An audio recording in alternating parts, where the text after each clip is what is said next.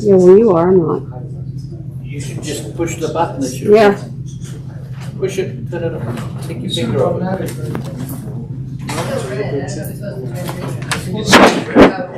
Jason? Got a second? Gotta speak to Jason.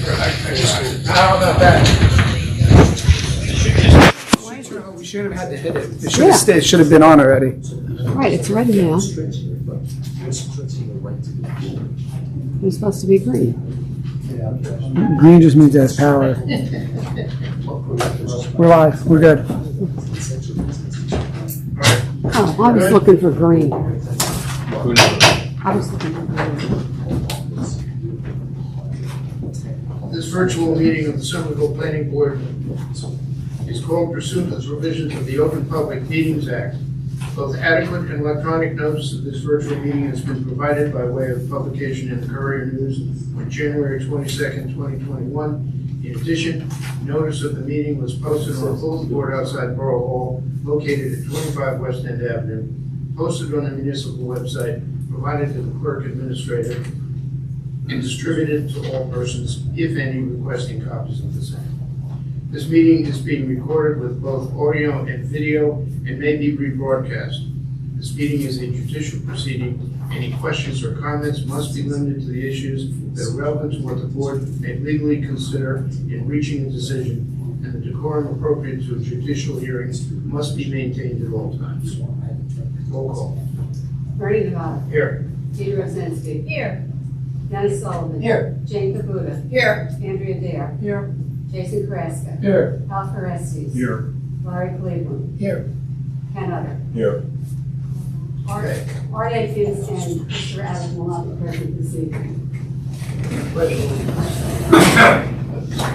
Allegiance to the flag of the United States of America and to the republic for which it stands, one nation, under God, indivisible, with liberty and justice for all. Okay, approval of the minutes for July 14th, 2021. So moved, but the correction, it wasn't a virtual meeting. It was live. It was a live meeting. Disclaimer that you just read.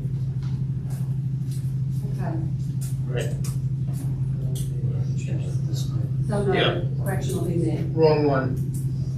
Yeah, this is a live meeting. Same thing with the minutes. That's what I said. Yeah, it should have just adjusted the Yeah. originals. Yeah. So seconded, did somebody second it?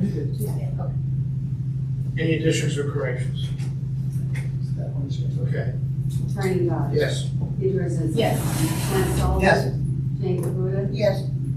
Andrea Dare. Yes. Jason Carrasco. Yes. Al Carestis. Yes. Larry Cleveland. Yes.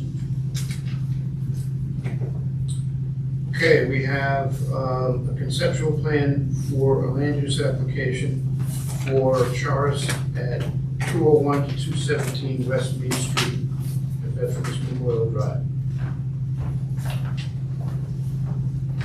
Good evening, Mr. Chairman. Peter Lanford, Forest Golden Foley, appearing on behalf of the applicants. We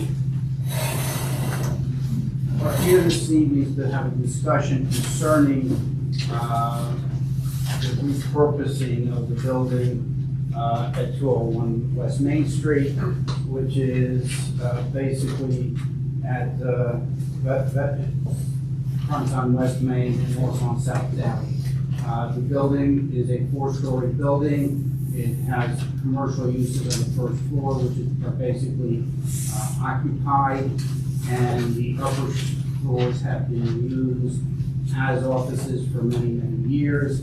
All of those offices are currently vacant and have been vacant for a while. The office market, as the board is pretty aware, is a tough market these days, so the owner of the property is looking to convert the upper 3 floors from offices to residential uses. We would have 36 units. Let's get the exact numbers. There were 9 2-bedrooms, 35 units, 9 2-bedrooms and 26 1-bedroom units. the use is permitted. The real issue in this case is parking. We do not have enough parking on site. We own lot 14, and between the two parcels, we have 35 parking spaces. One of the things that we are looking at is finding off-site parking, or working with the parking authority to reserve perhaps parking spaces within the municipal lot to provide the parking. I think the real question that we have, and why we wanted to talk is what does the board feel we need, or what's a reasonable number to try to achieve to provide adequate parking? The reason I say that is right now we are in a situation, and I have Gary Dean here who can go over some of those numbers and he'd be happy to speak to them, that if we went back to offices and the office market comes back, the requirements are 150 parking spaces just for the office without the retail. This use actually, if we convert it to apartments, sort of works a little bit better because the retail use will be able to use the parking spaces during the day when many of the cars of the residents are gone because the residents are working. But again, we recognize we have a deficiency in parking, and we're trying to find out a magic number, so to speak, given the fact that these are probably going to be smaller units, not as big as some of the other units that we have in town. Our opinion, and it's only an opinion, is you're probably looking at 1 car per unit, maybe 1 or 2 units will have more. There's a possibility that some of them won't have any. So that's what we wanted to start the discussion with this evening. I also have the architect here, and in order to perhaps save some time, we do have a report that was issued by Mike Cole. I've reviewed the report, and all the building issues and all the building concerns that Mike raised in his report, we can address. They're not a problem. If you want to hear about them this evening, I'd be happy to have him come up and speak to them. Yeah, I think we need to get past the parking issue first I agree. before we spend any time on anything else. I agree. That's the crux of the matter. Yeah. And there was a time when the borough was allocating parking in the municipal lots for private development, and that program terminated a number of years ago. Once we developed a parking problem, once we became a victim of our own success, then that program was terminated. So I don't know that the borough can help you out there. I don't know that I have a solution for you. We generally have within the transit village area, we've generally allowed 1.2 spaces per unit. So for 36 spaces, we're up to, what, 45, something like that? For 36 units, we're up to like 45 spaces. And we think that's a reasonable number, and it has worked in the past. Once you get down below 1, it becomes a problem. And it ends up being our problem because we're the ones that hear the complaints, because we've got people parking in driveways and on the street. And so I wish I had a magic solution for you, because I would like to see this. Sorry, by calculation, to round it up would be 44 at 1.2. Right. And transit, it's certainly within the transit, Yeah. radius. But then But that doesn't account for visitors, and there are still some. right, the retail, because it's in the B2, they're required to provide parking for the non-residential use as well. And right now, it's hard to get a count because that major competitor is empty on the ground floor. No, there's no Well, parking. it goes by square footage. Regardless of whether it's active or not. And the reality is, I think the beauty of this is during the day, if we have apartments upstairs those spaces should be available for the retail tenants during the day because people are going to work, taking their cars, so. Not necessarily. Not Not all. No, because a lot of them are using the train to go to work and leaving their cars used on the That weekends. counteracts the not That's the needing vicious cars. circle. Yeah, it can't be both. It can't be, well, people take their cars and people don't have cars. It can't be both. It's gotta be, you gotta have the reality of. Well, and that's what we're trying to work to. I did a project in Highland Park, which had the same, a lot of the similar issues here, and, you know, we actually went to, and we considered, here, we did the smart card where we have cars on site, that the tenants can use, they rent them for the day, it's not their car, it's actually provided, and so people who don't need cars on a daily basis can just rent that smart car. And we have, you know, things that we can work with. But again, I'm trying to get some guidance, and then the issue is if I am able to provide some parking off-site at some properties that are not being utilized at the present time or underutilized, you know, do I go a block away, 2 blocks away? If I come back and say it's 3 blocks away, or you would say that's too far, you know, We've been using 500 feet. It's a reasonable distance. okay. Keeping the apartments in the back, what's their parking space? I can answer that. I was over there today. I walked the property just to familiarize myself because we all see the front, but it's rare that we actually go in the back. And I talked to 2 residents from the warehouse apartments, and they are allowed 1 parking space per resident. For resident, not So for it's a Not 2 apartment. bedroom unit, 2. No, I talked to a young So couple they're the old. that they don't have 2 cars, but they have 2 spaces. So that, and it was, again, it was 2 o'clock, it was half empty. But I don't know what it looks like tonight. But that is dedicated parking to the warehouse, and it's well posted, and both residents said to me it's strictly enforced. What is the relationship between the 2 pieces of property? Is it an easement, No, an access easement? no, both properties are owned by the applicant or the owner. Oh, so that entire parking field? Yes. Okay. And there's only 23 spaces in that. There's 23 on site, and if you go around the corner, there's an additional 13. So Right. we have 36, or 35 spaces. What do you mean around the corner? There's a lot, that lot on On that veterans, section. okay. On veterans, all right. yeah. I know, and I've looked at this with some other applications, there are some innovative parking solutions that involve parking structures, mechanical structures, if you will, that move cars sideways, up, down, and around so that you can get more parking in the same spot. I have no idea what the cost would be. I don't have any idea if you have enough room to put parking structure up. We haven't looked at that, but we obviously can look at that.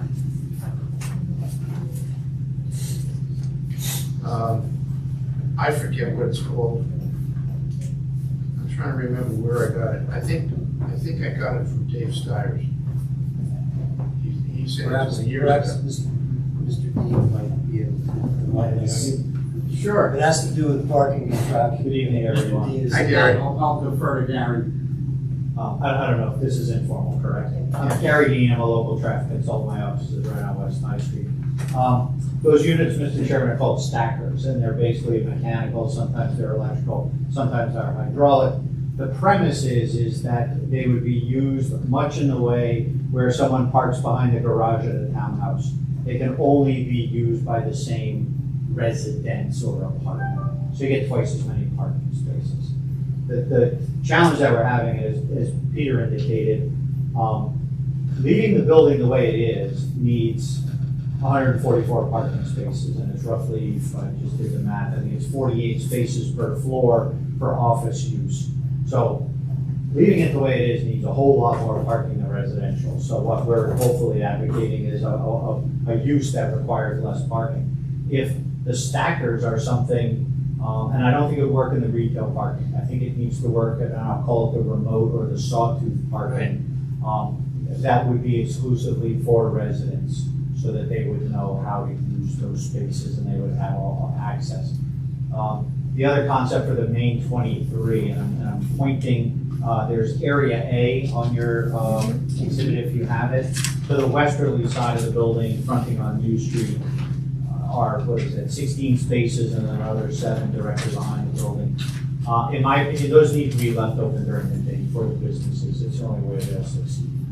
So by lease arrangement, the residents are told, hey, you guys have full and unencumbered access to the parking spaces down on Veterans.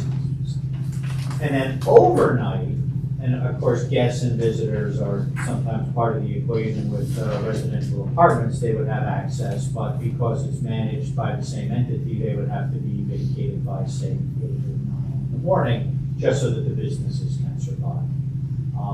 But I'm intrigued, and I think the stackers are a very innovative way to do it, and allows us to get twice as much parking.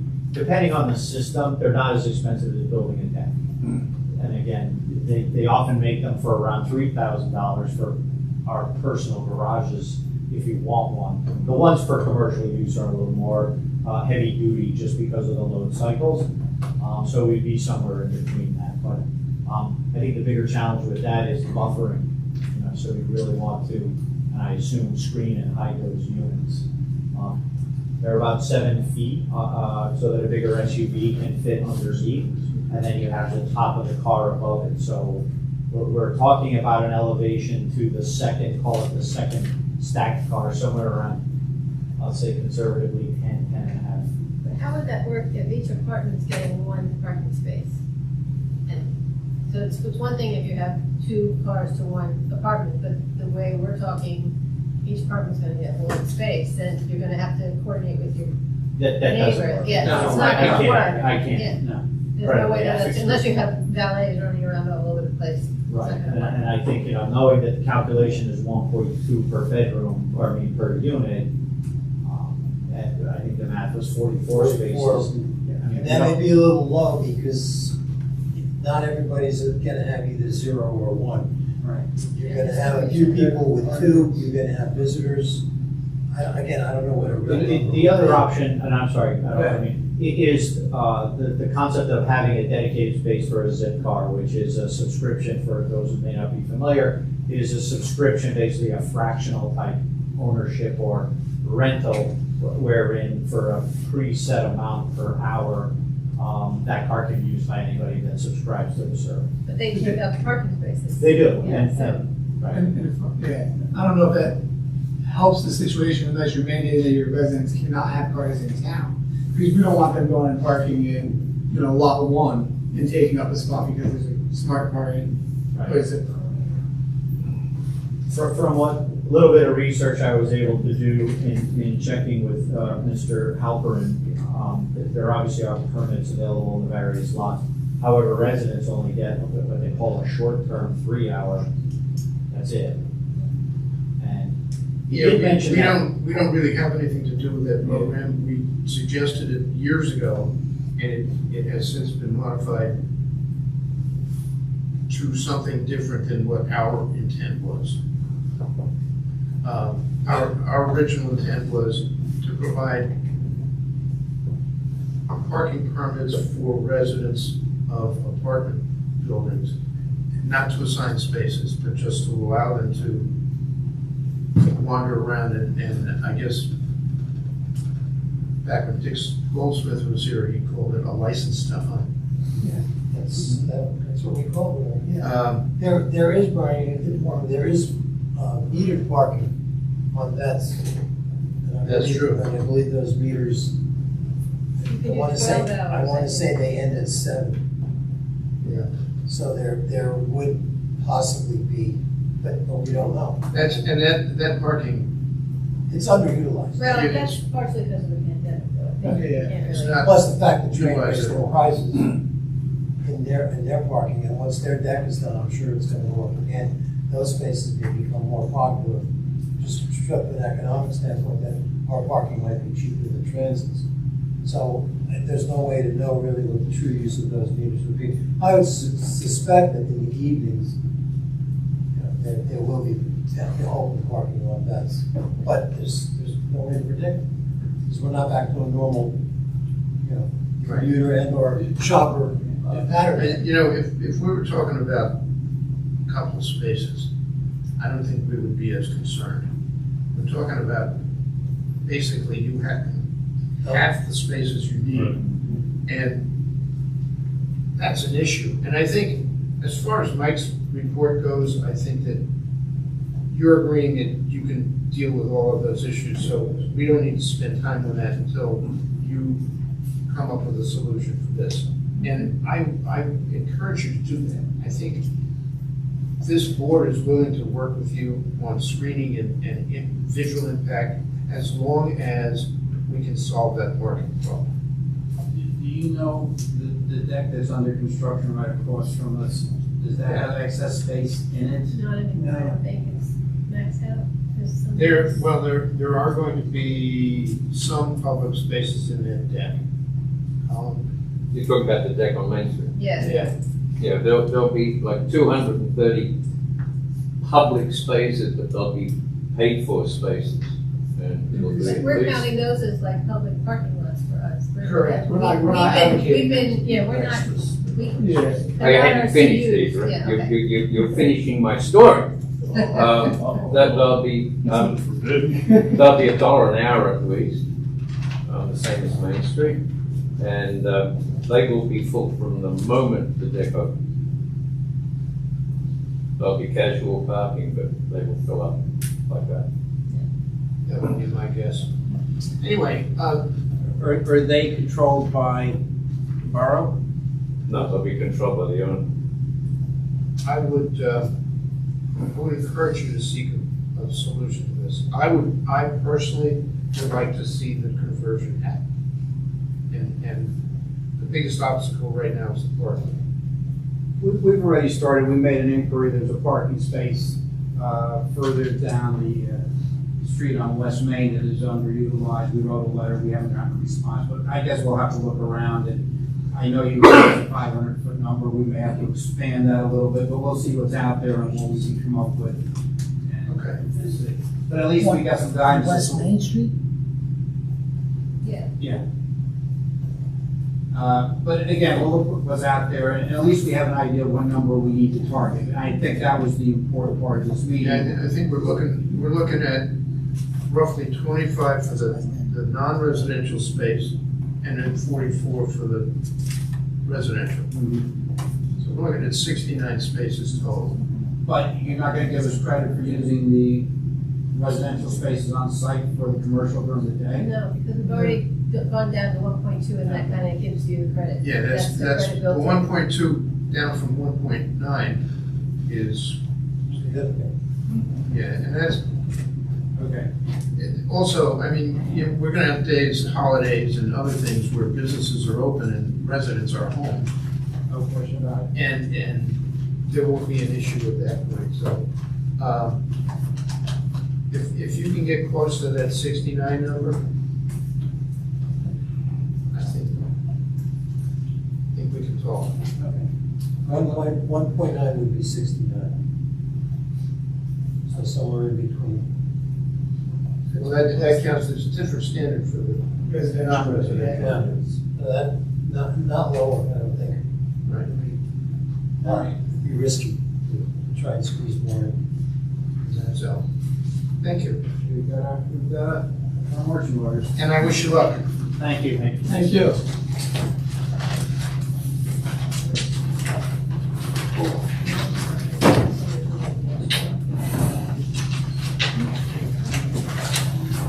Okay, I don't have anything that's not on tonight's agenda.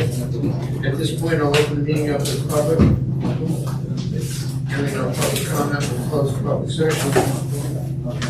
I hear a motion to adjourn. All those in favor signify by saying aye. Aye. Aye, opposed. Thank you.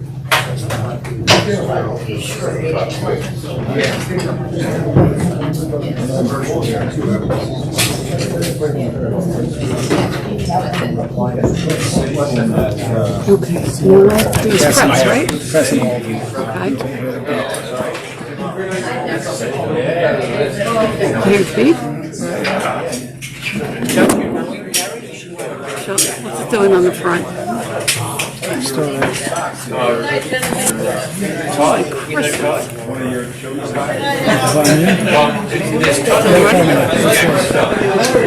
night, Ken.